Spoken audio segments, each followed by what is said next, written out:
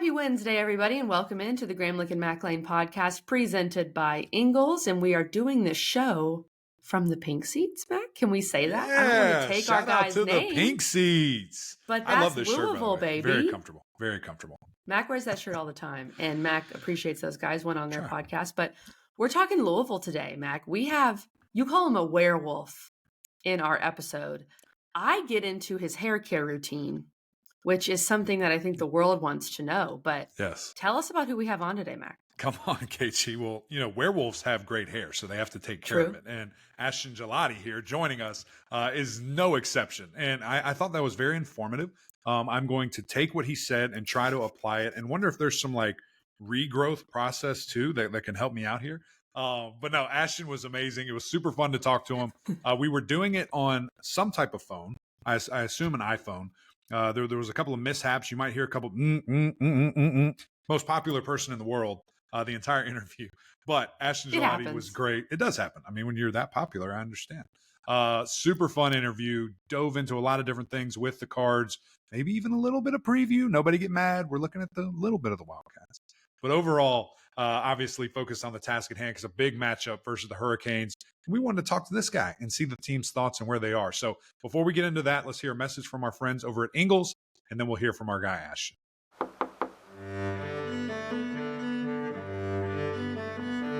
This is so beautiful. I don't know how you do it. We just got this pipe from Ingles. Well... Fire! It's on fire!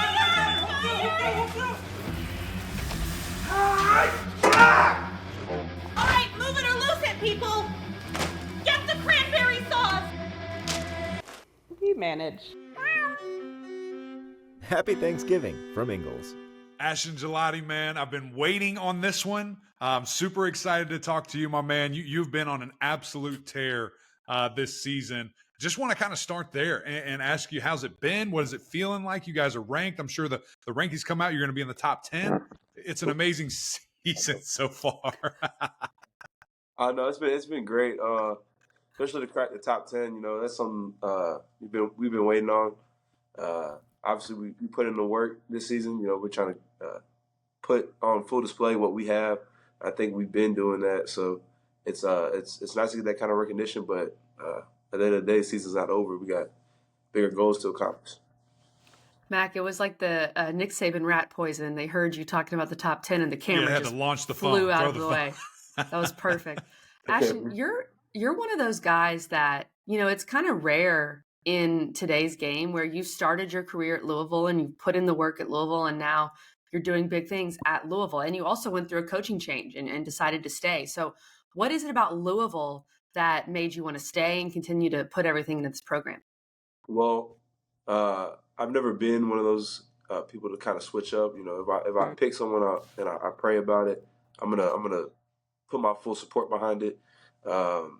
Also, I mean, you mentioned the coaching change, but Coach Ivy still was on staff, so it kind of made it made me more optimistic towards the change. And obviously getting to meet Coach Hagan, Coach English, I was really bought into what they were saying and what they were preaching. It's obviously difficult and it's really hard with NIL to people trying to find a place to stay, but that's never been a focus for me. So just putting in that belief in them and seeing the vision that they had, I think that's kind of what helped guide it. And then our fans are in full effect, so obviously we feeling the love. So. It's fun to watch. And I tell you, you talk about that belief and kind of their vision for you. I've got to think it's coming to life. Just when you see your stats, the absolute tear. Like I mentioned, you've been on double-digit sacks with still, 3, potentially maybe 4 games to go here to end this season. And you were just named to the National Player of the Year semifinal list, man. I mean, that's incredible. All the work that you put in to get to this moment. It's definitely it's a blessing, really. I mean, my mom having good people around me to keep me focused, keep me centered, keep me grounded. It's made all this possible, really. I mean, football's not a forgiving sport. Obviously it's a tough sport, so. I don't know. I'm just grateful for the opportunity to be recognized. Yeah. How about your mom, man? You bring her up. I see her on Twitter all the time. I mean, she's your number one fan, Yeah. and I love it. Tell us a little bit about, y'all's relationship. I don't know what you want to know. I mean, I've been a mama's boy. Obviously, she followed me up here to Louisville, but she's always been in my corner. Having that kind of support. I mean, it's really just a blessing. I mean, she was one of my coaches when I was growing up. She did some of my strength training in high school. I mean, she's all in really. So just having that kind of support, I mean, I'm really appreciative of her. And I mean, obviously, you love your mom, so I mean, that's a little shout out. She gonna hear it, so. Ashton, I love to hear that because I have a 6-month-old son and I want him to be a mama's boy forever, and he's going to live with me forever and never get married. So I love hearing that. Too much. Not saying that's you. Not saying that's you. Okay, well, let's talk a little more about this season because people coming into the year, some people are saying, okay, Louisville has a manageable schedule. If they're able to put this together, they could do something crazy. But I don't think many people had you guys in the top 10 and even in the ACC title game. Did you guys, possibly in the ACC title game, don't hear me there, but did you guys think that was possible? Did you ignore all of that noise? What were your expectations going into the year? I think we've done a good job of really not listening to outside noise. It's been more about what's in the building. So again, I say Coach English because that's our position or the defensive coordinator, but we've done a really good job on not worrying about external things and just focusing on what we got right now. So especially, I think a lot of people underestimated the people on our schedule, kind of overlooked them, but I think they've had some pretty good showings this year too. So I think ACC is just really competitive, and we just took it game by game. And that's just really how we've been doing it. So. Yeah, there's no question the league is drastically improved. And I think a lot of people, like you said, kind of slept on that preseason. And it's fun to see. Obviously, the league is very strong, and we're looking forward to an extremely exciting ACC championship game between two really good teams, and hope you guys continue that course to make it as big as it can. Same thing for Florida State there. Talking about your coach, we keep bringing up the staff and looking at this and, just guys coming in, Coach Braum coming in. What was that like? What has it been like? Because he played there, right? He walked those halls. He wore that jersey. I know that has to be really cool to have a coach that also played at your school. Yeah, no, you can definitely tell it means something. Obviously he's got a history here, a good history here. So he wanted to live up to that expectation. People wanted him to be here actually for years. So there's a certain level of pride. And a lot of our staff is from Louisville or played in Louisville. So, I mean, you can tell it just means more. I feel like that's like the quote everyone can use, but there's definitely like an emphasis to stick your neck out, put in the extra hours and stuff that, that they really provide. I think we're seeing that, and we're seeing the fruits of that for sure. You are from Florida, Ashton, and you guys are playing at Miami this weekend. Yeah. Massive game for a bunch of different reasons, but for you specifically from Boca Raton, I believe. So how many ticket requests have you had for a game like this? Well, so most of my team is from Florida, so it's kind of hard to get tickets. Oh, it's true. But so far, and I think it's kind of crazy, I have a family and friends section that my dad and mom bought out and sold to family and friends. And it's like 70 people right now. Oh my God! Wow. And I mean, obviously, don't try to think about it, but that's obviously great to have that many people coming. So, I mean, that's amazing. That's amazing. The support. I know that's a big number. A lot of people to try to say hi to after a game, but that's right. That's right. Well, let's look at that game a little bit. I know it's only Tuesday when we're recording this, and obviously a massive game and a very talented Miami team, a very talented Miami offensive line. In the film that you've seen so far, what have you seen from that running attack? What have you seen from that offensive line? I think their O-line is very big. They're very talented. I think they got a lot of experience. Matt Lee, the center, obviously they're all really athletic actually. Not pretty. Matt Lee gets out there for they do a lot of like bubble screens. He's really just trying to go climb to the next level. They're aggressive with it. So I think the thing we're gonna have to do is match their physicality and be the more physical team if we want to get that going. I mean, they do a lot of boot RPOs, so we gotta be aggressive with our hands and recognize the play. Because I mean, if that's what they want you to do, they want you to stay on the blocks, and so they can use their strength and just hold you in. So I think we're just gonna have to play how we've been playing, just be physical, get off blocks. Really, I mean, not much. There's a lot of running backs. They got a lot of running back talent. Mm-hmm. It's kind of hard to track. I think they got 4. I think we got that we're keying. Loaded. So, it's loaded. yeah, they got a lot of running backs, all different sizes, different speeds. So something exciting. Ashton, I want to ask you a very, very important question here. And you probably are going to say, we don't care, but I've got to know, okay? Louisville is 8-0 on turf. And you guys are 1-1 on grass at Pittsburgh and then the NC State game, which of course was a close game. You actually balled out in the NC State game. But you're 8-0 on turf. A lot of those games at home. You had the game in Indianapolis, of course. What's up with that? I don't think I've ever thought about that. Did you know that? First of all? Did you know that?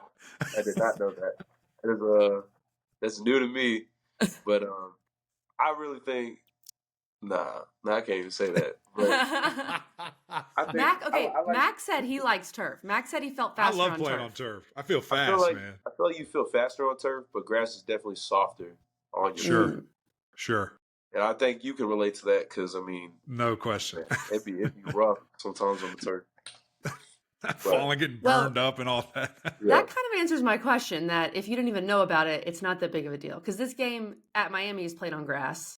I'll just put that out there. You know that. Very well kept. NFL True. grass. They're going to be pretty much turf. Feel me? They got a reason. Okay. All right. Well, there you go. Big deal then. Hey, Ashton, one more before we get you out of here, man. And again, not looking forward. We're all focused on Miami. I get that. But the Kentucky game is coming up. What does that game mean to you, being in this locker room for 3 years, having a staff that's from here, that played here? What is that game going to mean? I think it's going to be a lot more. I think, especially, when we're doing good and they're doing good, I mean, I anticipate it to be just – I mean, I don't really know how to describe it, but it should be a blast, really, just to see. I mean, they're gonna show up deep. We're gonna pull up deep. I mean, I think it should be an exciting game. That's the kind of matchup that these people have been wanting, and I think we're in a position to provide that. So I'm just excited for the rivalry. I mean, can't really think about it yet. That's right. But I'm looking forward to it. Played on turf. And it's on turf. Yep. And it's on turf. Ashton, okay, we lied. Last one. What is your hair care routine? Your hair is something. I need to know what you do. Well, right now it's messed up. I don't know what you're talking about. Look, we've all been there. I know. So I use this. It's like the hair. You know the lady off Blackish, the mom. Oh yeah. Okay. So I use her hair shampoo and conditioner. Really? Yeah, and then I use Kinky Curly for detangling. Like, do you want like a step by step, like the step process? by step? Yes, I gotta do. know. I really do. My hair is pretty curly.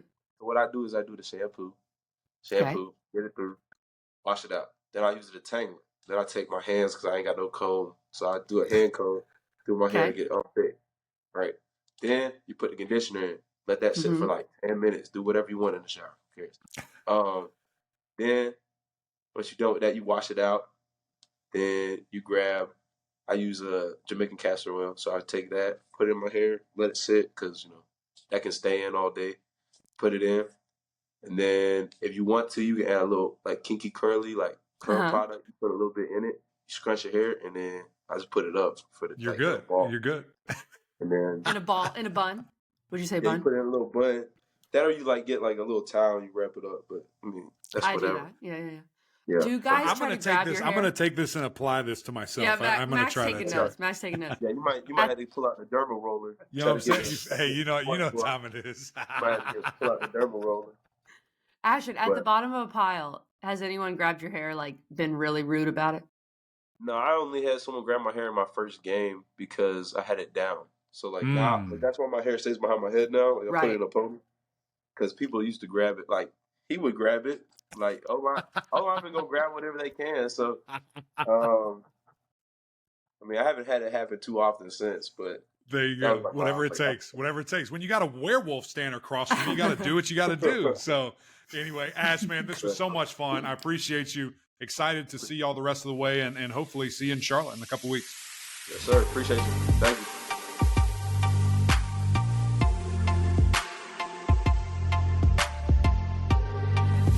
Thanks again to Ashton Gillotte and our guy Rocco over at Louisville for making this happen. Mac, I'm just going to throw in a shameless plug because we know Louisville fans, they love their football. They love every sport that Louisville plays. I'll be calling the Louisville women's game on Sunday, 4 o'clock on ACC Network versus Bucknell. So if you're a Louisville fan, I know you'll tune in because I know you love your Louisville Cards, especially that women's basketball team. They're so good. And Jeff Walls does an awesome job. Another Jeff doing great things at Louisville. But Mac, my big takeaways from our guy Ashton. A, the hair. Obviously, he puts a lot of work into it. Mac, I do think some detangler might help you. Might help with that regrowth. Not sure, but maybe. Number 2, he loves his mom. Love hearing that.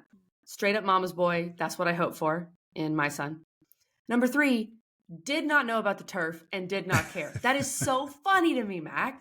That was like I was breaking news to him. Yeah, no, you definitely were breaking news. I mean, we saw it on his face. He was kind of like, doing the math in his head. He's like, yeah, we are undefeated on turf. I should have told him, great news, the ACC championship is also on turf. That's right. So you've got that Mac, secret weapon. Elaborate on that. I'm not sure we've talked about that yet. Oh, okay. Well, here's some fun news. I take your stats and info, KG stats and info, and go to SiriusXM Radio with Roddy Jones. And I'm breaking this all down. I said, Roddy, what's the common denominator on why Louisville wasn't playing at a high level? In these 2 games, that was all we had at the time. You could arguably throw a third in there now. Yeah. But it doesn't go with the thing, so I'm not going to ever say But they won, so it's okay. They did. So I hit him with it and say, what's the thing? And he was like, oh, bad quarterback play. I said, well, no, not really. I said, what field were they playing on? He was like, a football field. I said, yes, but grass. Undefeated on turf, 1-1 on grass. And he was just like, whoa. And so then I go, bad news. Panther Stadium, Bank of America Stadium is grass. And he said, no, they changed last year. It's crazy. Turf. This is brand new. The stars, I'm looking at the lights in my ceiling, are aligning for Louisville, the Cards, to be ACC champions. Look out. Knowles, what are you going to do? What are you going to do on turf? But they got to get to the ACC title game. They got to beat Miami. So let's not get a step ahead. Or UNC has to lose or whatever it is. But who's UNC play this week? They play Clemson. They play a hot Clemson team. Yeah, it's all good. They're good. It does seem like Louisville is going to get there, but you never know. It's ACC football. We'll see on Monday. I did find it funny, Mac, that he said, but, we're playing in an NFL stadium. They have that good grass. And I thought, good grass. You played at Pittsburgh. Did they not have good grass there? Oh, I'm about to educate you right now. No, tell me. Yeah, Do you know Pittsburgh, like by far and away, the absolute worst field in the NFL? Really? No one likes to play. That field is terrible. Interesting. And guess what? The maintenance crew, worst. Can't stand those guys. They do all that work, all those leaf blowers for a crappy field. I don't understand it. Were they blowing leaf blowers when you were on air, when you were up there? That was where it all originated from. Pittsburgh. It was the worst. It's unbelievable. Okay, that's good to know. I mean, and obviously it was very rainy and gross in that game that Louisville played up there. Okay, and Miami has good. They got that good grass. They got that good grass. Very good grass. I also love that Ashton's going to have 70 people there. That's amazing. That was, listen, I had a bunch. We played Georgia twice, 13 and 14. Somehow I got a ton of tickets for that. And I had like 30, and I thought I was the man. 70? 70? That's outrageous. That's a big old fan club, and super excited for him. I can't wait to just see this game. Because it's going to be fun. You heard what he said about the offensive line. Big, athletic, nasty dudes, which we all know. We've seen it up close in person. I'm excited to see the matchup between him and Rivers on one side, and if he moves around, a true freshman Maui Noah on the other side. How do they try to make that work? What are they going to try to do? The RPO game is obviously something that you have to pay attention to as a pass rusher because you can't just go screaming upfield because they're just going to hand the ball off, and then there's these natural lanes that open. So it is going to be fascinating just to see the defensive effort from Louisville, a team that is very good defensively, and we've seen them make a lot of great things. And then you look back at that Virginia game, and there were just a lot of mistakes. A very weird, fluky game that kept the Who's in it and had them winning, very uncomfortably going into the fourth quarter. So I think that Louisville probably locks in, but this is going to be tough. This feels, KG, I wanted to wait till Friday to say this, but I'm going to say Oh, no. This feels a little go ACC-ish. Oh, no. Which you know what that means. I'm not going to expound on it. We'll talk more Friday. Just know that I'm thinking that. The worst possible thing happened. Mac, I humbly disagree with you. I think Louisville is going to handle their business here. They're only a 1-point favorite. This game's at noon, by the way, on ABC. And I think that's an easy cover for Louisville. And I'll tell you why. Let's start with Louisville. Yes, they struggled a bit against Virginia. Mm-hmm. That was a Thursday night game. And frankly, if you're Louisville, you have Miami and Kentucky next. It's kind of hard to get up for that game, even though you need to because you got to win every game because you're trying to get in the ACC championship game. But I understand that. And Virginia is a feisty, scrappy, much better than their record team. But you found a way. And the one thing that Miami, well, there's a lot of things Miami has not done this year. But one thing they've done pretty consistently is they have not found ways to win. And Louisville has. I mean that in the best way, Mac. And yes, Miami has 2 overtime wins. They do. But they haven't won a game in regulation since September 23rd, which is kind of bizarre. Crazy. They haven't won an ACC game in regulation. Yeah. Louisville finds ways to win. And then you add in that Miami benched Tyler Van Dyke last week. Emory Williams, his arm got destroyed against Florida State. We hope that he's doing okay. They're going to have to go back to Tyler Van Dyke this week, and the dude was just benched. So where are you mentally? Where's the team mentally after another heartbreaking loss? I'm leaning very much Louisville to cover here, and I think Louisville is gonna handle it. Yeah, well, and the the emotional toll of just getting done with that rivalry game. I mean, where is Miami? I feel like we've said that like a couple of weeks in a row, different weeks, whatever. Where is Miami? Where's the locker room? How are they feeling? You never know. We'll see. It will be interesting, but there's no question that those guys want to play spoiler and want to try to mess this up. But it will be interesting to see how does Louisville go offensively. Just having that 1-2 punch at running back, I think has been a great emergence and something that you just continue to need. So we'll see. These 2 run games are going to be interesting, going to be fun. We will break all this down more on Friday. But guess what? We got a little breaking news, KG. We have another episode tomorrow. We're doing another 4-episode week. We've done. Kelly doesn't even know this. I'm telling Kelly for the first time. What? Check it out. So another big guest. You guys are going to like this. I'm just going to say he's pretty good with his hands. That's all I'm going to say. You figure out who the guest is. Okay. We'll be delivering on Thursday. Cannot wait for that. And then of course our normal Friday, we'll get cranked up and preview all these games, make some picks, and hopefully do a little better than what we've been doing lately. We've been on a little bit of a. Let's not discuss. Let's not discuss last week. Last week is dead to me. We'll move on. We're moving on. That's right. That's right. That's what we'll do. But we appreciate you guys. Big shout out to Ashton Gillotte. Rocco, thank you for making it happen. Always fun to talk about the cards here. And we appreciate your guys' help. We need some more. We need you to come over to YouTube, watch this party, subscribe, jump in the comments. Saw a bunch of people commenting on Monday's episode talking about women's basketball. They want more, KG. We're going to have to give it to them. Excited about that. And of course, the OGs over on Apple Podcasts, rate, review, subscribe. We would greatly appreciate that as well. But until next time, we'll see y'all.